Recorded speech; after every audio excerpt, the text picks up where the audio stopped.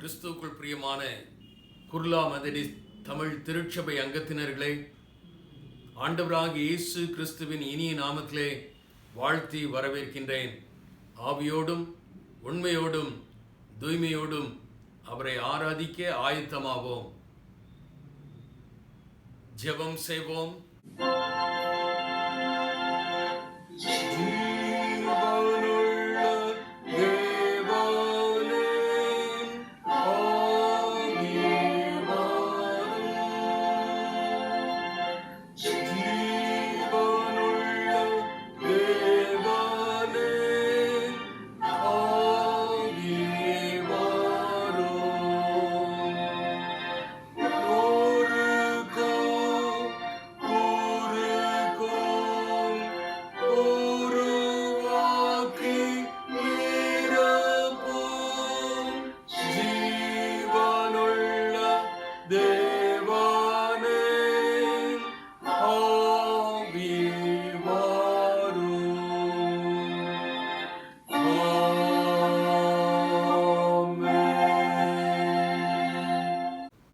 நன்மைகளுக்கும் ஊற்றும் மூல காரணருமாகிய எங்கள் அன்பின் ஆண்டவரே, இந்த மகிழ்ச்சிகரமான ஆராதனை வேளையில் மகிழ்ச்சியோடுமே ஆராதிக்க ஆண்டவர்களில் தந்த வாய்ப்பிற்காக நன்றி. இந்த ஆராதனையின் துவக்கம் முதல் முடிவு பரியந்தம் நீர் எங்களோடு இருக்க வேண்டுமாறு, உம்முடைய பிரசன்னம் எங்களோடு இருக்க வேண்டுமாறு, உம்முடைய ஆளுகை எங்களோடு இருக்க வேண்டுமாறு கெஞ்சி மன்றாடி இந்த ஆராதனை முழுவதுமாக உம்முடைய கரத்தில் உம்முடைய ஆளுகைக்குள் ஒப்பு கொடுத்து ஜெபிக்கிறோம். பொறுப்பேற்றுக் கொள்ளும், உம்முடைய நாமத்தை மகிமைப்படுத்தும் அருமை இரட்சகர் இயேசு கிறிஸ்துவின் மூலம் ஜெபம் கேளும் எங்கள் அன்பின் ஆண்டவரே, ஆமீன். ஆராதனைக்கு ஆரம்பமாக யாவரும் சேர்ந்து எழுந்து நின்று கிறிஸ்து சபை பாமாலைகளில் 328வது பாடல், அஞ்சாதிரு என் நெஞ்சமே, உன் கர்த்தர் துன்ப நாளிலே கண் பார்ப்போம் என்கிறார், இக்கட்டில் திகையாதிரு, தகுந்த துணை உனக்கு தப்பாமல் செய்குவார் என்ற பாடலை யாவரும் சேர்ந்து எழுந்து நின்று பாடுவோம். கிறிஸ்து சபை பாமாலைகளில் 328வது பாடல்.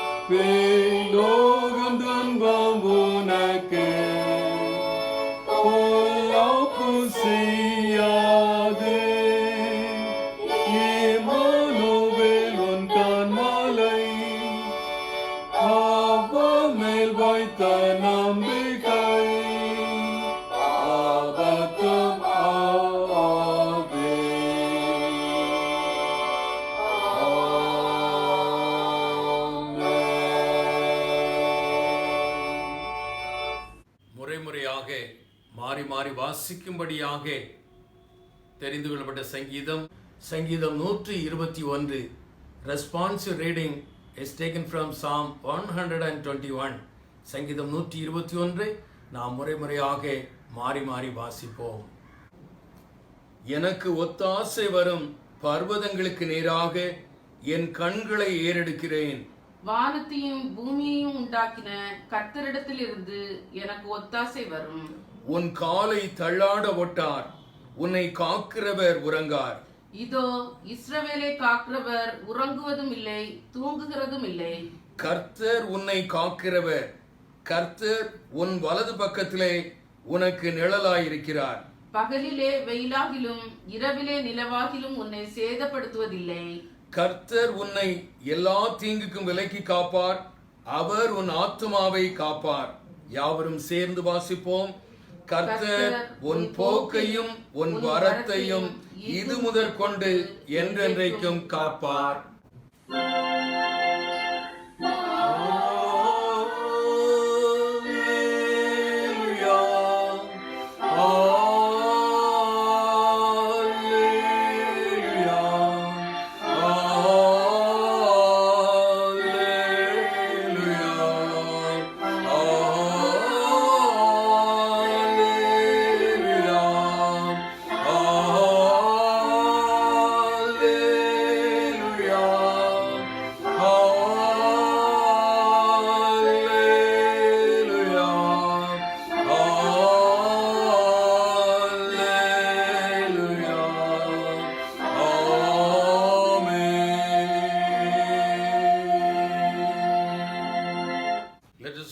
Confess our faith through Apostle Creed. அப்போஸ்தல விசுவாச பிரமாணத்தை அறிக்கைச்சதன் மூலமாக நம்முடைய விசுவாசத்தை நாம் உறுதி செய்வோம். வானத்தையும் பூமியையும் படைத்த சர்வ வல்லமையுள்ள பிதாவாகிய தேவனை விசுவாசிக்கிறேன். அவருடைய ஒரே பேரான குமாரனான நம்முடைய நாதர் இயேசு கிறிஸ்துவை விசுவாசிக்கிறேன். அவர் பரிசுத்த ஆவியானவராலே கன்னி மரியாளிடத்தில் உற்பவித்து பிறந்தார். பொந்து பிலாத்துவின் காலத்தில் பாடுபட்டு சிலுவையில் அறையுண்டு மரித்து அடக்கம் பண்ணப்பட்டு பாதாளத்தில் இறங்கினார். 3ஆம் நாள் மரித்தோரில் இருந்து எழுந்தருளினார். பரமண்டலத்துக்கு ஏறி சர்வ வல்லமையுள்ள பிதாவாகிய தேவனுடைய வலது பார்சத்தில் வீற்றிருக்கிறார். அவ்விடத்திலிருந்து உயிருள்ளோரையும் மரித்தோரையும் நியாயம் தீர்க்க வருகிறார். பரிசுத்த ஆவியை விசுவாசிக்கிறேன். பரிசுத்த உலகளாவிய திருச்சபையையும் பரிசுத்தவான்களுடைய ஐக்கியமும் பாவ மன்னிப்பும் சரீர உயிர்த்தெழுதலும் நித்திய ஜீவனும் உண்டென்று விசுவாசிக்கிறேன். ஆமேன். பிதாவுக்கும் குமாரனுக்கும்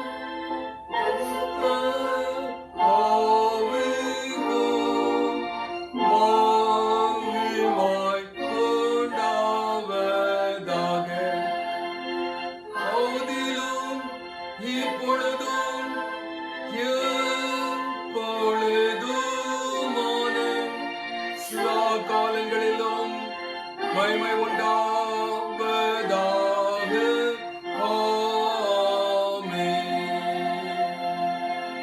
லார்ட்ஸ் பிரேயர். ஆண்டவர் கற்றுத்தந்த இறைவேண்டலை யாவரும் சேர்ந்து சொல்வோம்.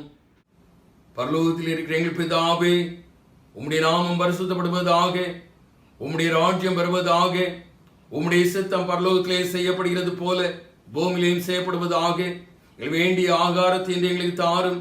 எங்களுக்கு விரோதமாய் குற்றம் செய்கிறவர்களுக்கு நாங்கள் மன்னிக்கிறது போல எங்கள் குற்றங்களை எங்களுக்கு மன்னியும். எங்களை சோதனைகள் பிரவேசிக்க பண்ணாமல் தீமை நின்று எங்களை ரட்சித்துக் கொள்ளும். ராஜ்யமும் வல்லமையும் மகிமையும் என்றென்றைக்கும் உடையவைகளே. ஆமேன். திருமறை பாகம் வாசிக்க கேட்போம். இன்றைய தியானத்திற்காக வாசிக்கும்படியாக தெரிந்து கொள்ளப்பட்ட வேத பகுதி ஏசாயா எழுதிய தீர்க்கதரிசியின் புஸ்தகம் 41ஆம் அதிகாரம் 1ஆம் வசனம் முதல் 10ஆம் வசனம் வரை. Isaiah chapter 41 verses 1 to 10. ஏசாயா 41 1 முதல் 10ஆம் வசனம் வரை. தீவுகளே, எனக்கு முன்பாக மௌனமாயிருங்கள். ஜனங்கள் தங்கள் பலனை புதிதாக்கிக் கொண்டு சமீபித்து வந்து பின்பு பேச கடவர்கள். நாம் ஒருமிக்க நியாயாசனத்திற்கு முன்பாக சேருவோம். கிழக்கிலிருந்து நீதிமானை எழுப்பி தமது பாதப்படியிலே வரவழைத்தவர் யார்? ஜாதிகளை அவனுக்கு ஒப்பு கொடுத்து அவனை ராஜாக்களுக்கு ஆண்டவனாக்கி அவர்களை அவன் பட்டயத்துக்கு தூசியும் அவன் வில்லுக்கு சிதறடிக்கப்பட்ட தாளடியும் ஆக்கி அவன் அவர்களை துரத்தவும் தன் கால்கள் நடவாதிருந்த பாதையிலே சமாதானத்தோட நடக்கவும் பண்ணினவர் யார்? அதை செய்து நிறைவேற்றி ஆதி முதற்கொண்டு தலைமுறைகளை வரவழைக்கிறவர் யார்? முந்தினவராய் இருக்கிற கர்த்தராகிய நான் தானே, பிந்தினவர்களோடும் இருப்பவராகிய நான் தானே. தீவுகள் அதை கண்டு பயப்படும், பூமியின் கடையாந்திரங்கள் நடுங்கும். அவர்கள் சேர்ந்து வந்து ஒருவருக்கு ஒருவர் ஒத்தாசை செய்து திடன்கொள் என்று சகோதரனுக்கு சகோதரன் சொல்லுகிறான். சித்திர வேலைக்காரன் தட்டானையும் சுத்தியாலே மெல்லிய தகடு தட்டுகிறவன் அடைக்கல்லின் மேல் அடிக்கிறவனையும் உற்சாகப்படுத்தி இசைக்கிறதற்கான பக்குவம் என்று சொல்லி அது அசையாதபடிக்கு அவன் ஆணிகளால் அதை இறுக்குகிறான்.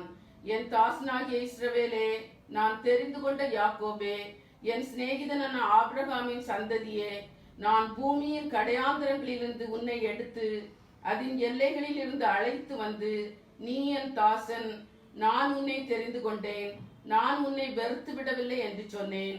நீ பயப்படாதே, நான் உன்னுடனே இருக்கிறேன். திகையாதே, நான் உன் தேவன். நான் உன்னை பலப்படுத்தி உனக்கு சகாயம் பண்ணுவேன். என் நீதியின் வலது கரத்தினால் உன்னை தாங்குவேன். வாசிக்கும்படியாக கொடுக்கப்பட்ட வேத பாகம் வாசித்தாயிற்று. தேவனுக்கே மகிமை உண்டாவதாக. ஜெபம் செய்வோம். எங்கள் அன்புள்ள ஆண்டவரே, நீர் கிருபையாக ஈவாக தந்த புதிய வாரத்திற்காக நன்றி ஆண்டவரே. கடந்து போன வாரம் முழுவதும் நீர் எங்களோடு இருந்ததற்காக நன்றி. நாங்கள் போன வந்த இடங்களில் என்னுடைய பாதுகாவலை எங்களுக்கு தந்ததற்காக நன்றி ஆண்டவரே. இந்த வாரம் முழுவதும் நீர் எங்களோடு இருந்து நீர் செயல்படுவதை நாங்கள் அனுபவிக்க அருள் தாரும் ஆண்டவரே. கடந்து போன நாட்களில், கடந்து வந்த பாதைகளில் என்னுடைய வாழ்க்கையிலே காணப்பட்ட தவறுகள், குற்றங்கள், பாவங்கள், அக்கிரமங்கள், மீறுதல்கள் எல்லாவற்றையும் இந்த வேளையில் உடைய சன்னிதானத்தில் அறிக்கையிடுகிறோம். தயவாக இறங்கி எங்களை மன்னியும். என்னுடைய சொற்களினாலே, என்னுடைய சிந்தனைகளினாலே, என்னுடைய சரீரத்தின் அவயவங்களினாலே நாங்கள் தெரிந்தும் தெரியாமலும் செய்த தவறுகளும் உண்டு, துணிகரமாக செய்த தவறுகளும் உண்டு. ஆண்டவரே, தயவாக இறங்கி எங்களை மன்னியும். உம்முடைய தூய்மையான இரத்தத்தினாலே எங்களை கழுவி பரிசுத்தப்படுத்தும். நாங்கள் அறிக்கை செய்த தவறுகள், குற்றங்கள், மீறுதல்கள், பாவங்கள் இனி எங்களுடைய வாழ்க்கையில் எங்களை மேற்கொள்ளாதபடி உம்முடைய பலத்தினால் எங்களை இடை கட்டியருளும் ஆண்டவரே. எல்லா சூழ்நிலைகளிலும் நீர் எங்களோடு இருப்பதை நாங்கள் அனுபவிக்க அருள் தாரும். ஆபத்து காலத்திலே என்னை நோக்கி கூப்பிடு, நான் உனக்கு விடுதலை கொடுப்பேன் என்று சொன்னீரே ஆண்டவரே. நீர் எங்கள் அருகில் இருப்பதற்காக நன்றி ஆண்டவரே. நாங்கள் கூப்பிடுகின்ற போதெல்லாம் நீர் செவி கொடுத்து கேட்பதற்கு நன்றி ஆண்டவரே. ஆண்டவரே, நீர் தொடர்ந்து போதுமானவராக இருந்து எங்கள் கரங்களை பற்றி வழி நடத்தும். என்னுடைய திருச்சபையின் அங்கங்கள் அனைவரையும் குடும்பம் குடும்பமாக உடைய கரத்திலே, உடைய ஆணி பாய்ந்த சட்டைகளுக்குள்ளே உடைய சிலுவை அடையாளத்தை அவர்கள் மீது வரைந்து உடைய ஆளுகைக்குள் ஒப்பு கொடுத்து ஜெபிக்கிறோம். ஒவ்வொரு குடும்பத்தையும் ஆசீர்வதியும், ஒவ்வொரு குடும்பத்தின் தேவைகளையும் சந்தியும். ஒவ்வொரு குடும்பமும் வரும் நாட்களில் ஒவ்வொரு ஸ்தாபனங்களாக உருவாக்கப்பட ஆண்டவர் அனுகிரகம் செய்யும். ஆண்டவரே, தேவையோடு இருக்கிற பிள்ளைகளுடைய தேவைகளை சந்தியும். கண்ணீரோடு இருக்கிற பிள்ளைகளுடைய கண்ணீரை துடையும். கசப்பான அனுபவங்களோடு உழந்து கொண்டிருக்கின்ற பிள்ளைகளுடைய கசப்பான அனுபவங்களை இனிமையான அனுபவங்களாக மாற்றிக்கொடும். ஆண்டவரே, படித்து கொண்டிருக்கின்ற பிள்ளைகளுக்கு நல்ல ஞானத்தை கொடும். உயர் கல்விக்காக காத்து கொண்டிருக்கின்ற பள்ளிகளுக்கு உயர் கல்வியிலே ஏற்ற வேளையில் இடம் கிடைக்க அனுகிரகம் செய்யும். வேலை வாய்ப்பிற்காக காத்து கொண்டிருக்கின்ற பிள்ளைகளுக்கு நிரந்தரமான வேலை வாய்ப்புகளை கட்டளையிடும். திருமண வாழ்க்கைக்காக காத்து கொண்டிருக்கிற பிள்ளைகளுக்கு காலகாலத்திலே திருமண வாழ்க்கை அமைத்துக் கொடும். ஆண்டவரே, இந்திய தேசத்திலே நடைபெறுகின்ற ஊழியங்களை ஆண்டவர் பொறுப்பேற்றுக் கொள்ளும். இந்திய தேசத்திலே உடைய பணியை செய்து கொண்டிருக்கிற ஒவ்வொரு ஸ்தாபனங்களின் தேவைகளையும் சந்தியும். இந்திய தேசத்திலே உடைய வார்த்தை சுமந்து சென்று கொண்டிருக்கின்ற ஒவ்வொரு ஊழியர்கள் மீதும் உற்சாகமான ஆவியை பொழிந்தருளும். ஆண்டவரே, மகாராஷ்டிரா மாநிலத்திலே உம்முடைய பணியை செய்து கொண்டிருக்கின்ற பாம்பே ரீஜனல் கான்ஃபரன்ஸுக்காக நோக்கி பார்க்கின்றோம். ஆண்டவரே, பாம்பே ரீஜனல் கான்ஃபரன்ஸின் தேவைகளை சந்தியும். தொடர்ந்து பாம்பே ரீஜனல் கான்ஃபரன்ஸை மகாராஷ்டிரா மாநிலத்திலே வல்லமையின் பாத்திரமாக, ஆசீர்வாதத்தின் பாத்திரமாக எடுத்து பயன்படுத்தும். இந்திய தேசத்திலே உம்முடைய பணியை செய்து கொண்டிருக்கின்ற MCIக்காக உம்மை நோக்கி பார்க்கின்றோம். இந்திய தேசத்திலே MCI மூலமாக நடைபெறுகின்ற பணிகளை ஆண்டவர் பொறுப்பேற்றுக் கொள்ளும்.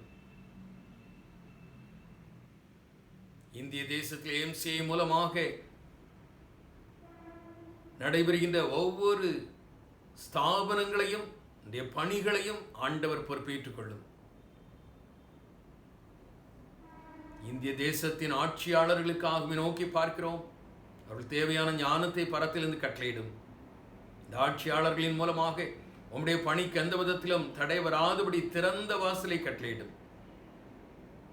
கொரோனா வைரஸின் 2வது அலை ஆண்டவரே, பாதிக்கப்பட்டிருக்கிற மக்களுக்கு பரிகாரத்தை கட்டளையிடும். தங்களுக்கு அருமையானவர்களை இழந்து தவித்துக் கொண்டிருக்கிற மக்களுக்கு ஆறுதலையும் தேர்தலையும் மறுமைக்குரிய நிச்சயத்தையும் கட்டளையிடும். பொருளாதாரத்திலே பின்தங்கி இருக்கிற மக்களுக்கு பொருளாதாரத்திலே வளர்ச்சியை கட்டளையிடும். ஆண்டவரே, கொரோனா வைரஸை செயலிழக்க செய்யும். கொரோனா வைரஸை இந்திய தேசத்திலிருந்து அப்புறப்படுத்தும். கொரோனா வைரஸ் இல்லாத இந்திய தேசத்தை நாங்கள் காண ஆண்டவர் அனுகிரகம் செய்யும். கொரோனா வைரஸினாலே தடைபட்டிருக்கின்ற காரியங்கள், குறிப்பாக ஆலய ஆராதனை, ஆண்டவரை தடைகளை துரிதமாக நீர் அப்புறப்படுத்திட வேண்டுமாறு நோக்கி கெஞ்சுகிறோம். ஆண்டவரே, இந்த நாட்களிலே மகாராஷ்டிரா மாநிலத்திலே நீர் கொடுத்து வருகின்ற நல்ல மழைக்காக நன்றி. தொடர்ந்து ஆசீர்வாதமான மழையை தாரும். இந்த மழையினாலே ஆண்டவரை யாரும் பாதிக்கப்படாதபடி உடைய பாதுகாவலை கட்டளையிடும். ஆண்டவரே, மகாராஷ்டிரா மாநிலத்தின் தண்ணீர் தேவைகளை சந்தியும். மகாராஷ்டிரா மாநிலத்தின் விவசாய பெருங்குடி மக்களுடைய கண்ணீரை துடையும்.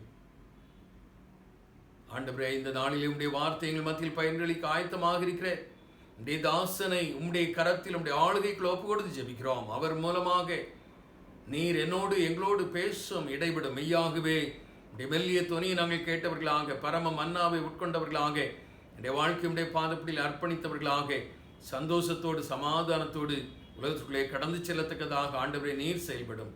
மீண்டும் எங்களை இந்த ஆராதனையுடைய கரத்திலே தாழ்த்தி தருகிறோம். பொறுப்பேற்றுக்கொள்ளும். உடைய நாமத்தை மகிமைப்படுத்தும். அருமை ரட்சகர் இயேசு கிறிஸ்துவின் மூலம் ஜெபம் கேளும் எங்கள் அன்பின் ஆண்டவரே, ஆமீன். அறிவிப்புகள். ஆராதனைக்கு பிறகு வழக்கம் போல 10 மணிக்கு ஆண்கள் ஐக்கிய சங்க கூடுகை நடைபெறும். ஆண்கள் அனைவரும் அதிலே கலந்து கொள்ளும்படியாக உங்களை அன்போடு கேட்டுக்கொள்கின்றேன். வாலிப பிள்ளைகளுடைய கூடுகை ஞாயிற்றுக்கிழமை மாலை 4 மணிக்கு நடைபெறும். வாலிப பிள்ளைகள் அதிலே ஜெபத்தோடு கலந்து கொள்ளும்படியாக உங்களை அன்போடு கேட்டுக்கொள்கின்றேன். ஒவ்வொரு நாளும் மாலை 3 மணியிலிருந்து 4 மணி வரை பெண்கள் ஜெப கூடுகை இல்லங்களில் நடைபெறுகிறது. பெண்கள் அனைவரும் அந்த ஜெப ஐக்கியத்திலே கலந்து கொள்ளும்படியாக உங்களை அன்போடு கேட்டுக்கொள்கின்றேன். ஓய்வு நாள் பாடசாலை வகுப்புகள் ஒவ்வொரு சனிக்கிழமையும் காலை 10:30 மணி முதல் 11:30 மணி வரை நடைபெறுகிறது. 2 குழுக்களாக பிள்ளைகள் பிரிக்கப்பட்டிருக்கின்றார்கள். முதல் குழுவில் 11 வயதிற்கு மேற்பட்ட பிள்ளைகளும், 2வது குழுவில் 5 வயதிலிருந்து 10 வயதிற்குட்பட்ட குழந்தைகளும்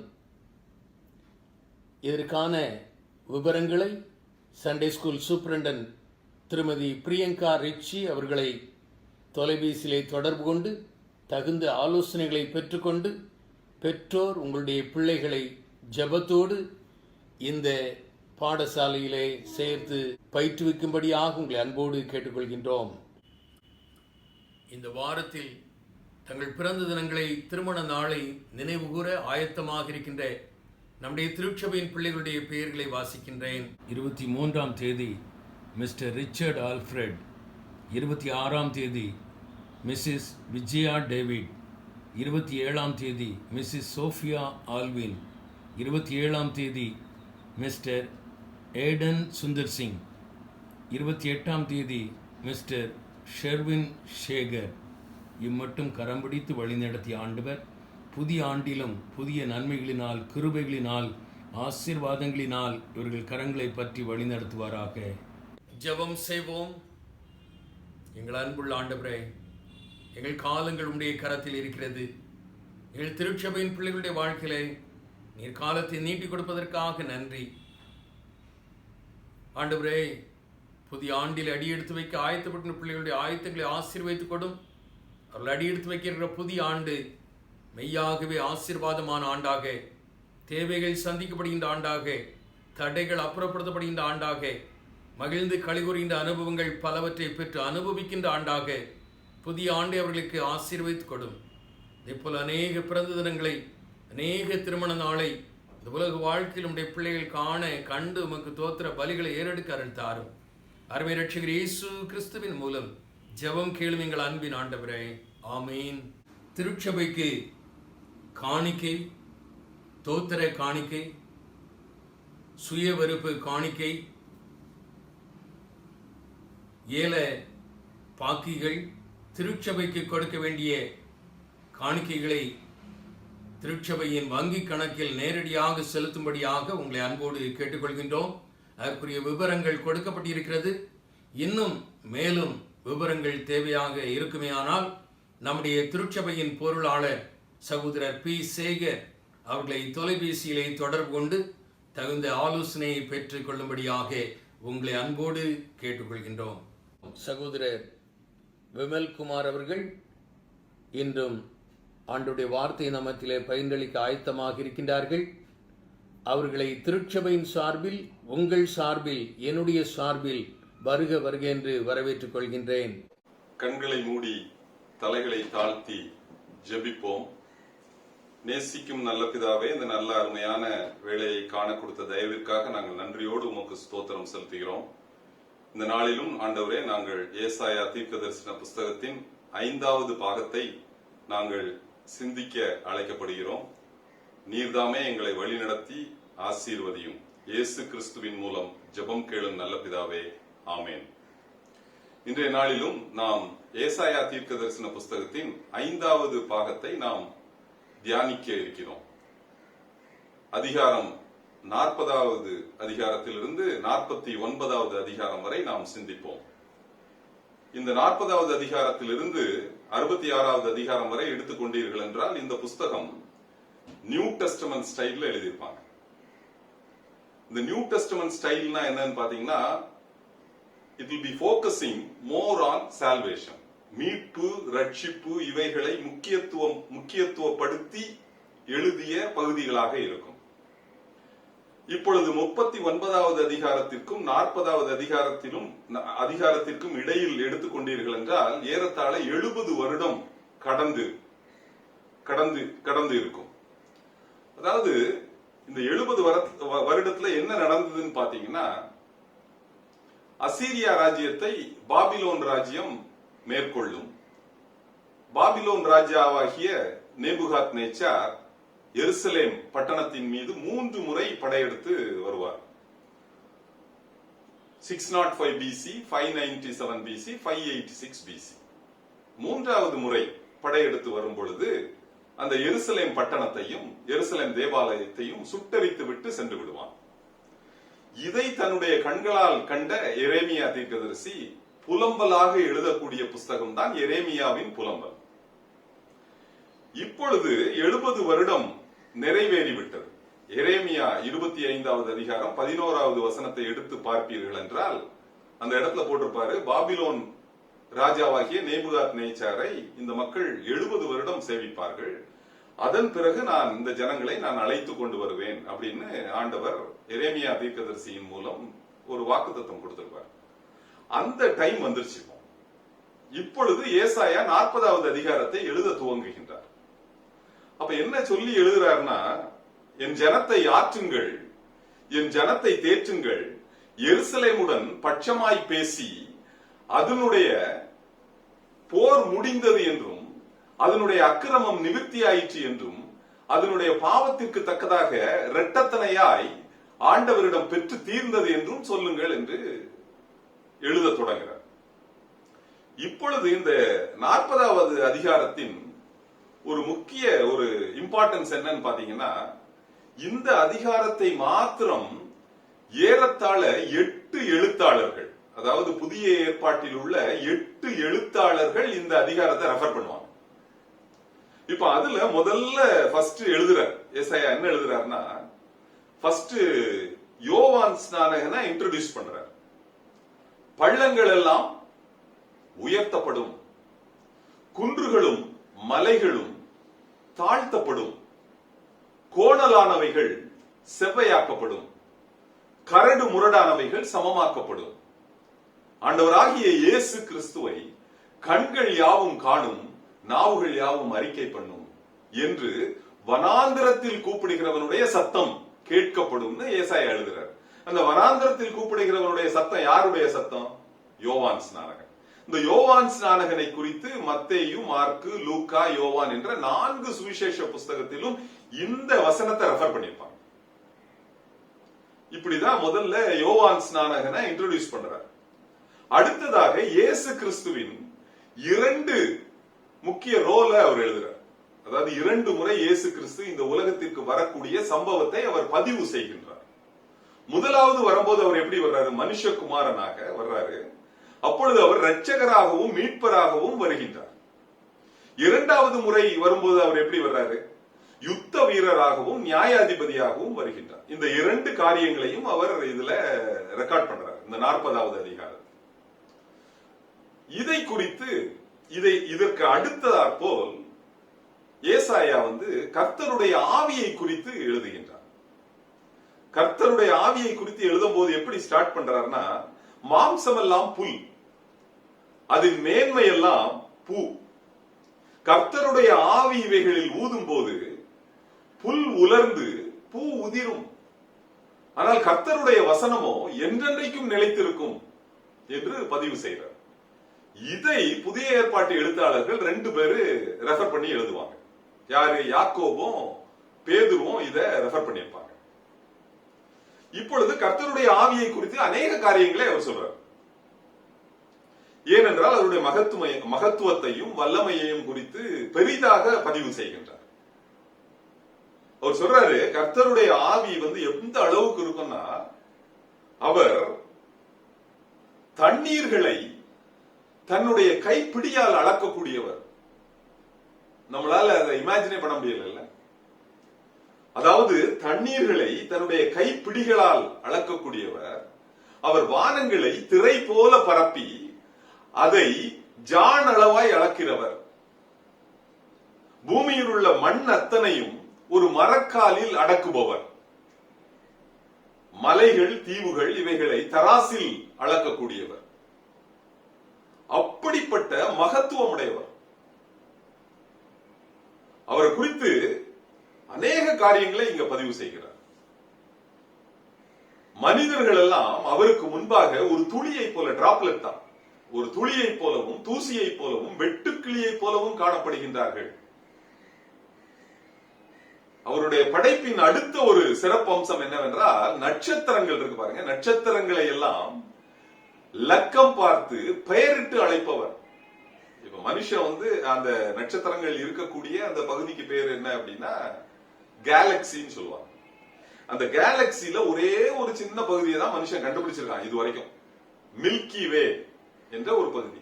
அந்த மில்கி வேல எவ்வளவு ஸ்டார்ஸ் இருக்குதான்? Trillions and trillions of stars இருக்குதான். இதே போல ஏராளமான மில்கி வே இருக்குதான்.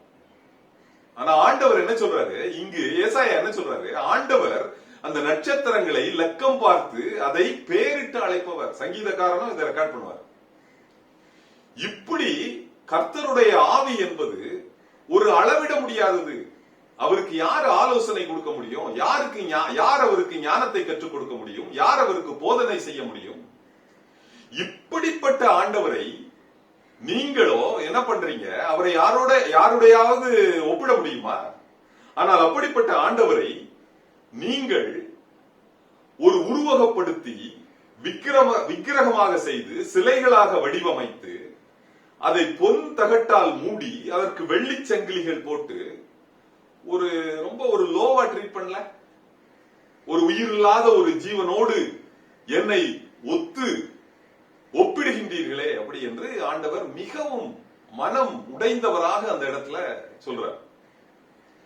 அவர் முக்கியமாக இந்த அதிகாரத்துல என்ன சொல்ல வர்றாருன்னா, அந்த ஜனங்களை மீட்பதற்கு ஐ ஹேவ் a plan. அந்த பிளானுக்காக these people have to wait for the Lord. கர்த்தருக்கு காத்திருக்கிறவர்கள் கழுகுகளைப் போல புது பலனடைந்து சிறகுகளை அடித்து மேலே எழும்புவார்கள். அவர்கள் ஓடினாலும் இளைப்படையார்கள். அவர்கள் நடந்தாலும் சோர்வடைய மாட்டார்கள் அப்படின்னு சொல்லிட்டு, அப்படி மீட்கப்படும் பொழுது ஒரு முக்கியமான ஒரு ரோலை கொடுக்கிறாங்க அந்த ஜனங்களுக்கு. சியோன் என்னும் சுவிசேஷகியே, எருசலேம் என்னும் சுவிசேஷகியே அப்படின்னு அந்த சுவிசேஷத்தை முக்கியத்துவப்படுத்தி அந்த சியோன் நிறைவேற்ற வேண்டிய தன்னுடைய பங்கை இந்த இடத்துல சொல்றார். நான் உன்னை மீட்டு கொண்டு வரும் பொழுது நீ இந்த உலகம் அனைத்தும் சென்று என்னுடைய சுவிசேஷத்தை பிரசித்திப்படுத்த வேண்டும், அநேக ஆத்துமாக்களை ஆதாயப்படுத்த வேண்டும். சுவிசேஷம்னா என்னது? காஸ்பல். காஸ்பல்னா என்னது? கோஸ்பெல். இதை நாம் சொல்ல வேண்டும். அதுக்குதான் நான் உன்னை மீட்டு எடுக்கிறேன் என்று சொல்லி அந்த அதிகாரத்தை அவர் முடிவு செய்கின்றார். இப்பொழுது அடுத்த அதிகாரத்திற்கு போகின்றார். அங்க என்ன சொல்றாரு? தீவுகளே எனக்கு முன்பாக மௌனமாயிருங்கள். என்னுடைய ஜனங்கள் தங்களுடைய பலனை புதுப்பித்து நாங்கள் 2 பேரும் நியாயாசனத்துக்கு முன்பாக நாங்கள் சேருவோம். அங்க நிக்கிறோம் நாங்க. அப்பொழுது ஆண்டவர் தன்னுடைய கேஸ பிரசன்ட் பண்றார். என்ன பிரசன்ட் பண்றாருன்னா, உங்கள் எல்லோருக்கும் ஆபிரகாமை பத்தி தெரியும். ஆபிரகாம் என்னுடைய சிநேகிதன். அவனை நான் எங்க இருந்து அழைத்துட்டு வந்தேன்? கல்தேயர் பட்டணத்திலிருந்து நான் கூப்பிட்டு வந்தேன். அவன் குழந்தைகளே இல்லாமல் இருந்த பொழுது நான் அவனை பார்த்து என்ன சொன்னேன்? உன்னை இந்த வானத்து நட்சத்திரங்களைப் போல பலுக பண்ணுவேன், இந்த கடற்கரை மணலத்தனையாக பெருக பண்ணுவேன். அது நடந்ததா இல்லையா? அவன் எந்த அளவுக்கு பெருகி இருக்கிறார்? அப்படிப்பட்ட ஆசீர்வாதத்தை நான் அவனுக்கு கொடுத்து கிழக்கே இருந்து அந்த நீதிமானை அழைத்து வந்தேன் அப்படின்னு சொல்ற. அதே போல நானும் உங்களை இந்த பாபிலோன் பட்டணத்திலிருந்து அழைத்து வருவதற்காக கிழக்கே இருந்து ஒரு ராஜாவை ஏற்படுத்தி இருக்கின்றேன். அவன் எல்லாரையும் சேற்றை போல வாரி இறைப்பான், களிமண்ணை போல மிதித்து போடுவான். அவன் எனக்கு மிகவும் பிரியமானவன். அவன் என் சித்தத்தை நிறைவேற்றுவான். அவன் உங்களை மீட்கும் பொருளாக வருவான். அதுதான் அந்த மக்களுக்கு அந்த கேப்டிவிட்டியிலிருந்து ரெடீம் பண்ணக்கூடிய அந்த பிளான பிரசன்ட் பண்ற இந்த அதிகாரத்துல. இப்ப அடுத்த அதிகாரத்துக்கு போறாரு. அடுத்த அதிகாரத்துல இந்த ஜனங்களுடைய ஆத்தும ரட்சிப்பை குறித்து சொல்றார். இதோ நான் ஆதரிக்கிற என் தாசன், என்னுடைய ஆத்துமாவுக்கு பிரியமான ஒரு நேசர், நான் தெரிந்து கொண்ட ஒரு தாசன், என்னுடைய ஆவியை அவர் மேல் அமர பண்ணுவேன், இவர் புறஜாதிகளுக்கும் இந்த சுவிசேஷத்தை எடுத்து சொல்லுவதற்கு வருவார்னு இயேசு கிறிஸ்துவை குறித்து இந்த இடத்தில் ஆண்டவரே ஏசாயாவின் மூலம் உறுதி செய்கின்றார். அந்த இயேசு கிறிஸ்து ஒருவரால் தான் உங்களுக்கு ஆத்தும ரட்சிப்பை கொடுக்க முடியும் அப்படின்னு சொல்லிட்டு அவர் என்ன சொல்றாரு? இவர் கூக்குரல் இட மாட்டார், வீதிகளிலும் தெருக்களிலும் சென்று சத்தமிட மாட்டார், ரொம்ப மௌனமாய் இருப்பார். அவர் நெறிந்த நாணலை முறிக்காமலும் மங்கி எரிகிற திரியை அணைக்காமலும் பிரைட் ஆக்குவார். அவர் நீதி, நேர்மை, நியாயம், கடமை, கண்ணியம், கட்டுப்பாடு, ஏழைகளுக்கு, விதவைகளுக்கு, திக்கற்றவர்களுக்கு, ஒடுக்கப்பட்டவர்களுக்கு நியாயத்தை நிலைநிறுத்துவார். அநேக அடையாளங்களையும் அற்புதங்களையும் செய்வார். குருடர்களுடைய கண்களை திறப்பார். செவிடர்களுடைய காது கேட்கப்படும். ஊமையர்கள் பேசுவார்கள். முடவர்கள் எழுந்து நடப்பார்கள். இவை எல்லாவற்றையும் தன்னுடைய ஊழிய நாட்களில் ஆண்டவர் இந்த உலகத்தில் மனுஷகுமாரனாக இருந்தபோது நிறைவேற்றியதை நாம் அறிவோம். அப்படிப்பட்ட காரியங்களை நடப்பிப்பார் என்பதை தான் இந்த இடத்துல ஏசாயா குறிப்பிடுகின்றார். ஆண்டவர் இந்த இப்படிப்பட்ட வல்லமையான ஒரு கிறிஸ்துவை, தன்னுடைய குமாரனை அனுப்ப சித்தம் கொண்டிருக்கும் பொழுது நீங்க இந்த விக்கிரகத்துக்கு பின்னால போயிட்டு இருக்கிறீங்களே, அதுதான் சொல்றாரு. அவர் என்ன சொல்றாரு? நான் கர்த்தர், இது என்னுடைய நாமம், என் துதியை வேறொருவருக்கும் என்னுடைய மகிமையை விக்கிரகங்களுக்கும் கொடேன் அப்படின்னு ரொம்ப போர்ஸ்ஃபுல்லா பிரசன்ட் பண்றாரு. ஆனாலும் இந்த ஜனங்கள் ஆண்டவரை ஏற்றுக்கொள்ளவில்லை, மறுதலித்து விட்டார்கள், புறக்கணித்து விட்டார்கள். அதனாலதான் ஆண்டவர் ரொம்ப மனம் உடைந்தவராக அவர் என்ன சொல்றாருன்னா, அந்த அதிகாரத்தின் கடைசி பகுதியை எடுத்து வாசித்து பாத்தீங்கன்னா, ஆண்டவர் இந்த ஜனங்களை சூறையாடுவதற்கும் கொள்ளையாடுவதற்கும் ஒப்பு கொடுத்து விடுகின்றார். இவங்க யார்? என்ன ஜனங்கள்? Spiritually blind Israel. ஏசாயாவை இந்த ஊழியத்திற்கென்று பிரித்து எடுக்கும் பொழுது ஆண்டவர் 6வது அதிகாரத்துல 2 விதமான மக்களை குறித்து பேசுவார். அதுல ஒன்றுதான் ஸ்பிரிச்சுவலி பிளைண்ட் இஸ்ரேல். அடுத்த குரூப் ஆஃப் பீப்புள் யாருன்னா ஸ்பிரிச்சுவல் இஸ்ரேல். அதை குறித்து தான் அடுத்த அதிகாரத்தில் அவர் கூறுகின்றார். அடுத்த அதிகாரம் என்பது 43வது அதிகாரத்தில் அவர்களை குறித்து போடுகின்றார். இது ரொம்ப முக்கியமான அதிகாரம். ஏனென்றால் இந்த இடத்துலதான் பழைய ஏற்பாட்டு இஸ்ரவேலர்களும் புதிய ஏற்பாட்டு இஸ்ரவேலராகிய நாமும் இணைந்து செயல்படக்கூடிய ஒரு பகுதி, இணையக்கூடிய ஒரு பகுதி, சங்கமம். அதாவது அந்த இடத்துல ஆண்டவர் என்ன சொல்றாரு? இப்போதும் நான் சிருஷ்டித்த யாக்கோபே, நான் உருவாக்கிய இஸ்ரவேலே, நீ என்னால் தெரிந்து கொள்ளப்பட்டவன் அப்படின்னு யாரை பார்த்து சொல்றாரு? அந்த மீதியான இஸ்ரவேலர்களை பார்த்து சொல்றாரு. அந்த மீதியான இஸ்ரவேலர்கள் யாரு? They are the spiritual Israel. அந்த ஸ்பிரிச்சுவல் இஸ்ரேலை பார்த்து என்ன சொல்றாரு? உங்களுடைய பிதாக்களை நான் எகிப்திலிருந்து அழைத்து கொண்டு வந்தேன். அவர்கள் சமுத்திரத்தை கடக்கும் பொழுது அதை ஒரு வறண்ட பூமியாக நான் மாற்றி அவர்களை ரொம்ப பீஸ்ஃபுல்லா அந்த இடத்துல இருந்து கொண்டு வந்தேன். அசிரியா ராஜாவாகிய சனகரிப்பிடம் இருந்து ஒரு விடுதலையை பெற்றுக் கொண்டேன். இப்பொழுதும் இந்த பாபிலோன் ராஜாவாகிய நேபுகாத் நேச்சாரிடம் இருந்து உங்களை அழைத்து வருவதற்காக நான் ஒரு ராஜாவை ஏற்படுத்தி விட்டேன். இந்த மீதியான இஸ்ரவேலர்களை நான் கடைசி நாட்களிலும் எருசலேமுக்கு அழைத்து கொண்டு வருவேன். கிழக்கிலும் இருந்து, மேற்கிலும் இருந்து, வடக்கிலும் இருந்து, தெற்கிலும் இருந்து, இந்த 4 டைரக்ஷன்ல இருந்து நான் அழைத்து கொண்டு வருவேன். அப்படி அழைத்து கொண்டு வரும் பொழுது இவர்களோடு சேர்ந்து ஆவிக்குரிய திருச்சபையையும் நான் அழைத்து கொண்டு வருவேன். Spiritual church. அதுதான் நீங்களும் நானும். அங்க என்ன சொல்றாரு ஆண்டவர்? அந்த 7வது வசனத்துல சொல்வாரு, நான் என் மகிமைக்கென்று சிருஷ்டித்து உருவாக்கி படைத்து என் நாமம் தரிக்கப்பட்ட யாவரையும் கொண்டு வா என்பேன். நம்மையும் அந்த எருசலேமுக்கு அழைத்து வருவார். அந்த ஸ்பிரிச்சுவல் இஸ்ரேலையும் ஸ்பிரிச்சுவல் சர்ச்சையும் சேர்த்து அந்த 2 பேரையும் குறித்து தான் இந்த இடத்துல இந்த அதிகாரத்துல என்ன போட்டிருப்பாரு அப்படின்னா, they are the chosen people of God. இவர்கள் அழைக்கப்பட்டவர்கள், இவர்கள் தெரிந்து கொள்ளப்பட்டவர்கள்.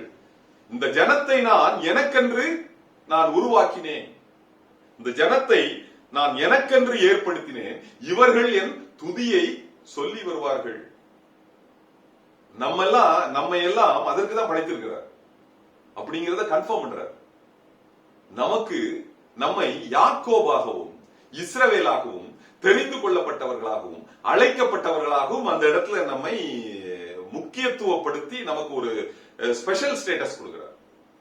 அது கொடுத்துட்டு அதை என்ன சொல்றாரு பாத்தீங்கன்னா, ஆனாலும் இந்த ஸ்பிரிச்சுவல் பிளைண்ட் இஸ்ரேல் இருக்கு பாருங்க, அவர்கள் என்னை ஏற்றுக்கொள்ளவில்லையே, அவர்கள் என்னை மறுதலித்து விட்டார்களே, அவர்கள் என்னை ரிஜெக்ட் பண்ணிட்டாங்களே. அந்த 43வது அதிகாரத்தின் கடைசி வசனத்தை பாத்தீங்கன்னா, அந்த யாக்கோபையும் அந்த இஸ்ரவேலையும் அவர் என்ன பண்றாரு, சாபத்துக்கும் நிந்தனைக்கும் ஒப்பு கொடுத்தார் அப்படின்னு போடப்பட்டிருக்கு. இதுதான் 43வது அதிகாரத்துல போட்டிருக்கோம். இப்பொழுது 44வது அதிகாரத்தில் அழைக்கப்பட்ட, தெரிந்து கொள்ளப்பட்ட, புதிதாக உருவாக்கப்பட்ட, சிருஷ்டிக்கப்பட்ட யாக்கோபுக்கும் இஸ்ரவேலுக்கும் பெயரை மாற்றி நீங்கள் தான் யெஷூரன், பயப்படாதே அப்படி என்று ஆவிக்குரிய இஸ்ரவேலர்களுக்கும் ஆவிக்குரிய திருச்சபையாகிய நமக்கும் அந்த வாக்குத்தத்தத்தை கொடுக்கிறார். வாக்குத்தத்தத்தை கொடுத்துட்டு 2 பிராமிஸ் கொடுக்கிறார், 2 பிளெஸிங் கொடுக்கிறார். அதுல முதல் பிளெஸிங் என்ன அப்படின்னா, நான் இந்த ஜனங்களின் மீது கிருபையின் ஆவியையும் விண்ணப்பத்தின் ஆவியையும் ஊற்றுவேன். அதுதான் அப்போஸ்தலர் 2வது அதிகாரத்தில் எல்லா தேசத்தில் உள்ள ஜனங்களும் பரிசுத்த ஆவியை பெற்றுக் கொண்டார்கள் என்பதை நாம் பார்த்திருக்கின்றோம். அதே போல யோவேல் 2வது அதிகாரம் கடைசி வசனங்களில் என்ன போட்டிருக்குது, நான் மாம்சமான யாவர் மேலும் என் ஆவியை ஊற்றுவேன், அப்பொழுது உங்கள் குமாரரும் குமாரத்திகளும் தீர்க்க தரிசனம் சொல்லுவார்கள், உங்கள் வாலிபரும் தரிசனம் காண்பார்கள், உங்கள் முதியோரும் சொப்பனம் காண்பார்கள் அப்படின்னு குறிக்கப்பட்டிருக்கும். இதெல்லாம் இந்த வசனத்தை ரெஃபர் பண்ணிதான். இதெல்லாம் பிளெஸிங் சொல்றாங்க. இதெல்லாம் கடைசி நாட்களில் நடக்கும். This is a blessing. இதுதான் முதல் வாக்குத்தத்தம். இப்ப 2வது வாக்குத்தத்தம் என்ன சொல்றாருன்னு பாத்தீங்கன்னா, உங்களில் எல்லோரும் ஒருவன் கர்த்தருடையவன் என்பான், ஒருவன் கர்த்தருடையவன் என்று கையெழுத்து போடுவான், ஒருவன் யாக்கோபு என்னும் நாமத்தை தரித்துக் கொள்ளுவான், ஒருவன் இஸ்ரவேல் என்னும் நாமத்தை தரித்துக் கொள்வான். இது ரொம்ப ரொம்ப முக்கியமான பகுதிங்க. ஏன்னா நம்முடைய பெயர் எல்லாம் யாக்கோபு என்றும் இஸ்ரவேல் என்றும் மாற்றப்படும். இந்த பெயர் மாற்றம் ஏற்பட்டால்தான் வெளிப்படுத்தின விசேஷம் 7வது அதிகாரம் நிறைவேறும் பொழுது புதிய ஏற்பாட்டு திருச்சபையாகிய நமக்கு நம்முடைய நெற்றிகளில் அடையாளம் போடப்பட்டு முத்திரை போடப்பட்டு நாம் 1,44,000 இஸ்ரவேல் சந்ததியாராக அடையாளப்படுத்தப்பட்டு அந்த உபத்திரவ காலங்களில் நாம் கடந்து செல்லுவதற்கு, நாம் சேதப்படாமல் ஊடுருவி செல்வதற்கு அது நமக்கு ஒரு பாதுகாப்பான ஒரு முத்திரையாக இருக்கும். அதுதான் இங்க சொல்றார். நமக்கு எல்லாருக்கும் பெயர் மாத்திடுவாங்க, யாக்கோபாகவும் இஸ்ரவேலாகவும் நம்முடைய பெயர் மாற்றப்படும். ஒவ்வொருத்தரும் அந்த நாமத்தை தரித்துக் கொள்வான்னு அந்த வசனம் சொல்லுது. அப்படிப்பட்ட அந்த ஜனத்தை பார்த்து ஆண்டவர் என்ன சொல்றாரு, நான் உங்களுடைய பாவங்களையும் உங்களுடைய மீறுதல்களையும் மேகத்தை போலவும் கார்மேகத்தை போலவும் அகற்றிவிட்டேன், நீங்கள் என்னுடைய பிள்ளைகள் என்று ஒரு உறுதியை கொடுக்கின்றார். உங்களை நான் மீட்டுக் கொண்டேன், ரட்சித்துக் கொண்டேன் என்ற கன்ஃபர்மேஷனை, வாக்கு தத்தத்தை ஆவிக்குரிய இஸ்ரவேலர்களுக்கும் ஆவிக்குரிய திருச்சபைக்கும் அந்த இடத்துல வாக்குத்தத்தம் கொடுக்கின்றார், பிராமிஸ் பண்றார். இதுதான் 44வது அதிகாரம். இப்பொழுது 45வது அதிகாரம். இப்ப 45வது அதிகாரத்துல இருந்து அடுத்த 4 அதிகாரத்தை பாத்தீங்கன்னா, இவரு இந்த இடத்துல ஸ்பிரிச்சுவலி பிளைண்ட் இஸ்ரேல அவரு அப்ரோச் பண்ணுவார். 4 விதமான ரூட் எடுப்பார். இதுல முதலாவது இந்த 45வது அதிகாரத்துல என்ன பண்ணுவாருன்னு பாத்தீங்கன்னா, அந்த ஸ்பிரிச்சுவலி பிளைண்ட் இஸ்ரேல போய் பார்த்து என்ன சொல்றாரு, உன்னை மீட்டுக் கொள்வதற்காக நான் கோரேஸ் என்னும் ராஜாவை ஏற்படுத்தி விட்டேன். கோரேஸ் என்பவர் பெர்ஷியா ராஜா. பெர்ஷியா தான் பாபிலோனை மேற்கொண்ட ஒரு ராஜ்யம். அந்த கோரேஸ் ராஜாவை நான் அழைத்திருக்கின்றேன், அவனை அபிஷேகம் பண்ணிருக்கின்றேன், அவனை தெரிந்து கொண்டேன், அவனுக்கு என் நாமம் தரித்துக் கொண்டேன். அவன் என்ன பண்ணுவான், வெண்கல கதவுகளை உடைத்து இரும்பு கதவுகளை முறித்து போட்டு எல்லா பொக்கிஷங்களையும் எல்லா கொள்ளை பொருளாக எடுத்து சென்று விடுவான். ஆனால் அவன் என்ன பண்ணுவான், உங்களை பணம் இல்லாமலும் கிரயம் இல்லாமலும் பரிதானம் வாங்காமலும் இந்த இடத்தை விட்டு உங்களை எருசலேம் பட்டணத்துக்கு அனுப்பி வைத்து தேவனுடைய ஆலயத்தை கட்டுவதற்கு முழு ஒத்துழைப்பு கொடுப்பான் என்று சொல்றாரு. அதாவது என்ன சொல்றாருன்னா, நான் கோரேச உனக்கு அரேஞ்ச் பண்ணிட்டேன், அவன் உன்னை மீட்டு எடுத்து எருசலேமுக்கு அனுப்பி விடுவான், நீ வந்துரு அப்படின்னு சொல்றாரு. ஆனால் இந்த ஜனங்களோ அதை ஏற்றுக்கொள்ளவில்லை, மறுத்து விடுகின்றார்கள். அவர்கள் வருவதற்கு ஆண்டவருடைய காலை ரிஜெக்ட் பண்ணிட்டாங்க. இதுதான் அந்த 45வது அதிகாரத்துல ஆண்டவருடைய அப்ரோச் நம்பர் 1. இப்ப இரண்டாவதாக என்ன சொல்றாரு, அந்த பாபிலோன் தேசத்து கடவுளையும் ராஜாவையும் கண்டம் பண்றாரு. பேல் பணியும் நேபோ குனியும். பேல்னா என்னது? அந்த பாபிலோன் தேசத்தினுடைய அந்த மக்களுடைய தெய்வம். அந்த நேபோங்கிறவரு நேபுகாத்நேச்சாருடைய நேபோ போலாசர் அப்பா, அவருடைய அப்பா பேர் நேபோ போலாசர். அவர் என்ன சொல்றாரு, இந்த அசீரியா இந்த கோரேஸ் என்ன பண்ணுவாருன்னா, இந்த 2 பேரையும் பிடிச்சிட்டு போயிருவான். இந்த தெய்வம் பேல்னு சொல்றீங்கல்ல, அதை வண்டிகளில் ஏற்றி மிருகங்கள் இழுத்து செல்லும். அப்ப நீங்க சொல்றபடி உண்மையிலேயே இது ஒரு தெய்வமாக இருந்தால் தன்னை விடுவித்துக் கொண்டிருக்கலாமே. அப்படி விடுவிக்கலையே, அப்படி விடுவிக்க மாட்டார்களே. சரி விடு, அந்த தெய்வம் தான் அவங்களை மீட்கலனாலும் அந்த தெய்வம் இந்த ஜனங்களையாவது மீட்டிருக்கலாமே, அதுவும் நடக்க போறது இல்லையே. அப்படிப்பட்ட செயலற்ற ஒரு உயிரற்ற ஒரு விக்கிரகத்தை அப்படி என்றால் நீங்கள் ஏன் பின்பற்றுகின்றீர்கள்? அவர்களை விட்டு வந்து விடுங்கள் என்று அவருடைய செகண்ட் அப்ரோச் நம்பர் 2. அந்த கடவுள் எல்லாம் விட்டு வந்துருங்க அப்படிங்கிறார். அதுதான் 46வது அதிகாரம். இப்ப 47வது அதிகாரத்துல என்ன சொல்றாரு, அடுத்தது அவர் என்ன சொல்றாரு, இந்த பாபிலோன் என்பது ஒரு அழிக்கப்பட வேண்டிய நகரம். It's going to be completely Detroit. அந்த கோரேஸ் என்பவன் இந்த பட்டணங்களையும் மாளிகைகளையும் நிர்மூலமாக்கி பாழாக்கி போடுவான். ஆனா அந்த பாபிலோனோ என்ன நினைச்சிட்டு இருக்கு, நான் ராஜ்யங்களின் நாயகி, நான் சுக செல்வி, எனக்கு சந்தான சேதம் வராது, நான் விதவையா இருப்பதில்லை, நான் கைம்பெண் அல்ல என்று தன்னை பெருமைப்படுத்திக் கொண்டு ஒரு அகம்பாவத்துடனும் மேன்மையுடனும் காணப்படுவாள். ஆண்டவர் என்ன சொல்றாரு, அவளுடைய துன்மார்க்கமும் அநியாயமும் என்னுடைய சந்நிதியில் வந்து எட்டியதற்காக, இதை நான் அழிப்பதற்காக கோரேசனுடைய கையில ஒப்படைத்து விட்டேன். அதனால நீங்க இருக்கிறதுனால உங்களுக்கு பிரயோஜனம் கிடையாது, இன்னும் கஷ்டம் தான் விடுவீங்க. அதனால நீங்கள் எல்லோரும் கிளம்பி வந்து விடுங்கள் என்று சொல்றாரு. இதையும் இந்த ஸ்பிரிச்சுவலி பிளைண்ட் இஸ்ரேல் வந்து ரிஜெக்ட் பண்ணிடுறாங்க இந்த ஆஃபர். இப்போ அடுத்த அதிகாரத்துல பாத்தீங்கன்னா 48வது அதிகாரத்துல அந்த இஸ்ரவேல் ஜனங்களையே பாக்குறாரு, அந்த ஸ்பிரிச்சுவலி பிளைண்ட் பீப்புளையே அவரு பாக்குறாரு. என்ன சொல்றாரு அப்படின்னா, யாக்கோபு என்னும் பெயர் பெற்று யூதாவின் நீரூற்றில் சுரந்த நீங்கள் வந்து என்னை உண்மையோடும் நீதியோடும் ஒரு நாளும் நீங்க என்னை தரிசித்தது கிடையாது, என்னை நோக்கி நீங்கள் வேண்டிக் கொண்டது கிடையாது.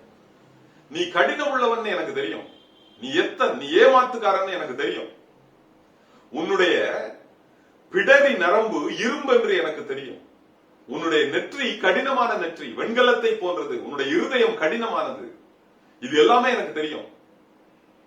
ஆனாலும் நான் உன் மீது மனமிறங்கி நீ வந்துருன்னு சொல்றேன். ஏன் அப்படின்னா, நீ ஒருவேளை வரவில்லை என்றால் உன்னுடைய வம்சம் அழிந்து விடும், உன்னுடைய பெயர் மறக்கப்பட்டு போகும், அதனால நீ வந்துரு அப்படின்னு சொல்ற.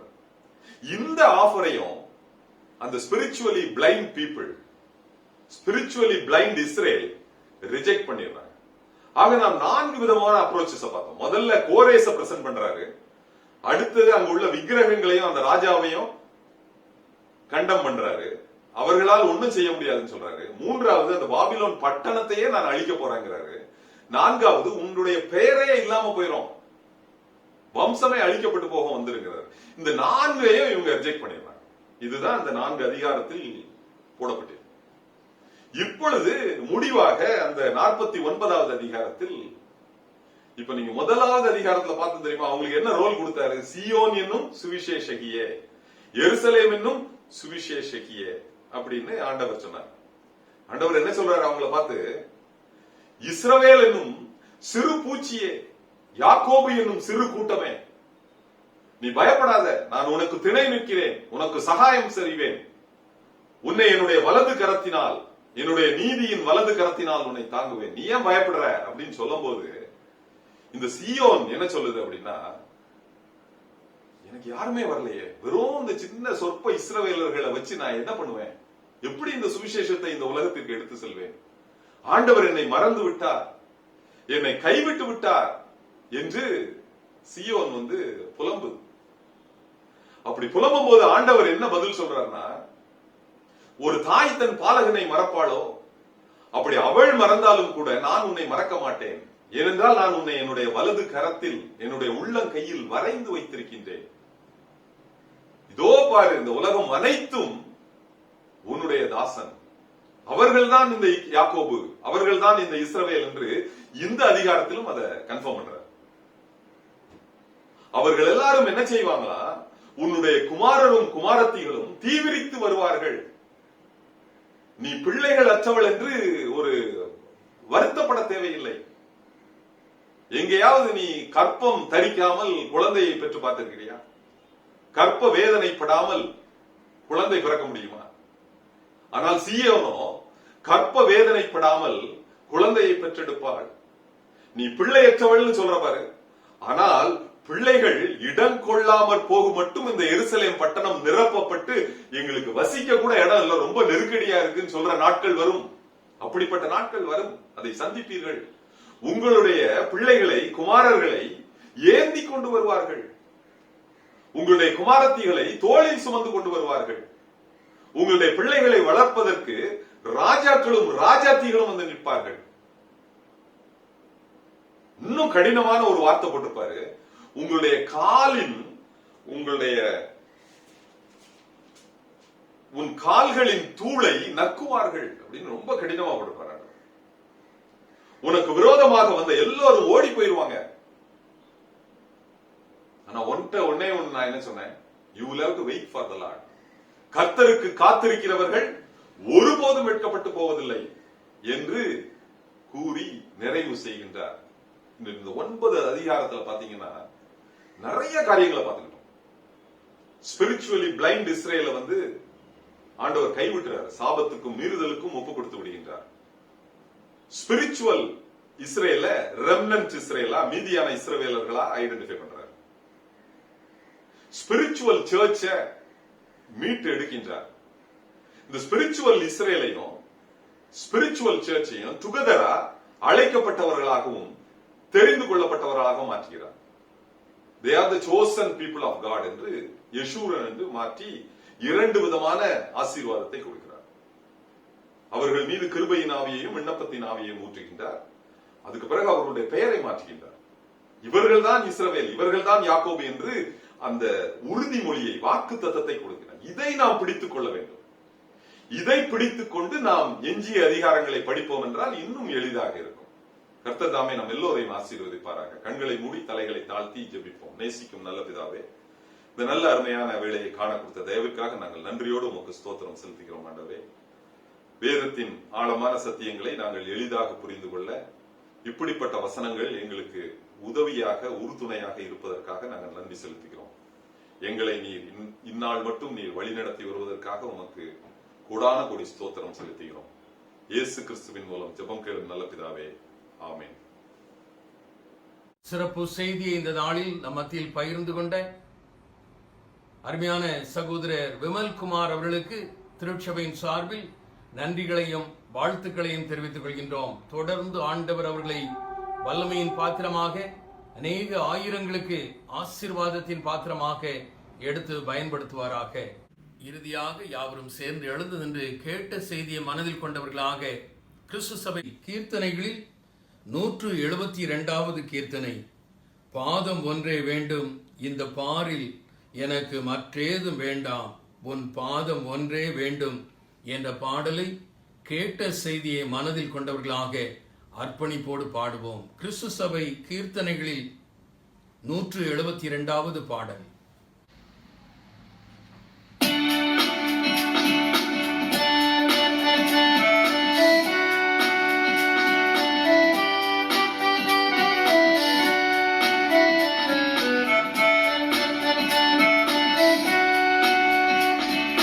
பாதம் ஒன்றே வேண்டும்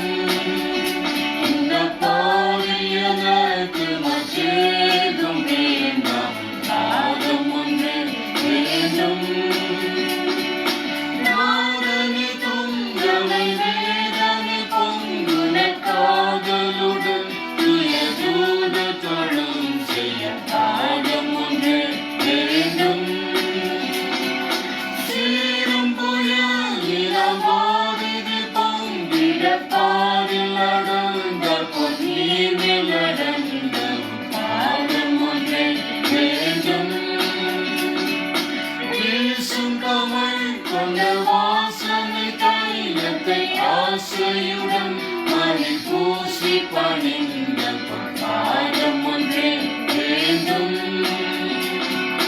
போக்கிடமாக்கினையாவையும் நீக்கிடவில் மரம் தூக்கி நடந்த பாதம் ஒன்றே வேண்டும். நானிலத்தோ உயர்வானிலத்திரவலாடி துடைத்திட தானி கொடுத்த பாதம் ஒன்றே வேண்டும். பாதமடைந்தவர் காதரவான் பிரசாதம் அருள் இசுநாதனி என்றும் பாதம் ஒன்றே வேண்டும். இந்த பாரியதற்கு மற்றேதும் வேண்டாம், பாதம் ஒன்றே வேண்டும். ஜெபம் செய்வோம். எங்கள் அன்புள்ள ஆண்டவரே, நீர் கிருபியாக ஈவாக தந்த இந்த ஆராதனைக்காக நன்றி. இந்த ஆராதனையில் நாங்கள் உற்சாகத்தோடு கலந்து கொள்ளத்தக்கதாக நீர் எங்களுக்கு வாய்ப்பு கொடுத்ததற்காக நன்றி. ஆண்டவரே, உம்முடைய தாசன் மூலமாக உம்முடைய மெல்லிய துணியை நாங்கள் கேட்டோம். கேட்டவர்களாக மாத்திரம் இங்கிருந்து உலகத்திற்குள்ளே கடந்து சென்று விடாதபடி கேட்ட சத்தியத்தை மனதில் ஏற்றுக்கொண்டவர்களாக இந்த வாழ்க்கையுடைய பாதப்படியில் அர்ப்பணித்தவர்களாக சந்தோஷத்தோடு சமாதானத்தோடு உலகத்திற்குள்ளே கடந்து செல்லத்தக்கதாக ஆண்டவரே உம்முடைய ஞானத்தை எங்களுக்கு தாரும். இந்த விதமாக எங்கெங்கெல்லாம் ஆராதனை நடைபெற்றதோ அங்கெல்லாம் உம்முடைய பிரசன்னம், உம்முடைய ஆளுகை இருந்ததற்காக நன்றி. உம்முடைய ஆராதனையிலே கலந்து கொண்ட ஒவ்வொருவரும் இந்த நாள் என்னுடைய வாழ்க்கையில் மனமகிழ்ச்சி நாளாக அமைந்தது என்று சாட்சி பகர அருள் புரிந்ததற்காக நன்றி. ஆண்டவரே, நாங்கள் மீண்டும் இந்த ஆராதனையில் வந்து கலந்து கொண்டு உம்முடைய நாமத்தை மகிமைப்படுத்துகின்ற நாள் வரை இந்த உலகம் என்கிற வனாந்திர பாதையிலே உம்முடைய பராமரிப்பை எங்களுக்கு கட்டளையிடும். அருமை இரட்சகர் இயேசு கிறிஸ்துவின் மூலம் ஜெபம் கேளும் எங்கள் அன்பின் ஆண்டவரே, ஆமீன்.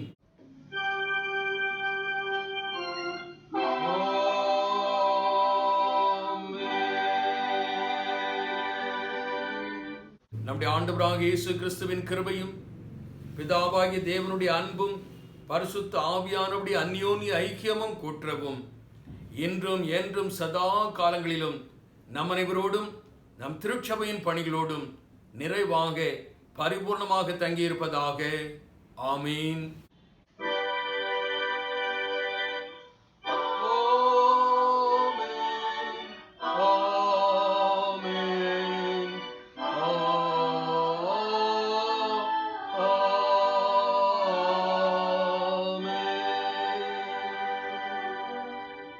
என் ஆத்துமாவே கர்த்தரை தோத்திரி, என் முழு உள்ளமே அவருடைய பரிசுத்த நாமத்தை தோத்திரி. என் ஆத்துமாவே கர்த்தரை தோத்திரி, கர்த்தர் செய்த சகல பாரங்களை மறவாதே. ஆமீன்.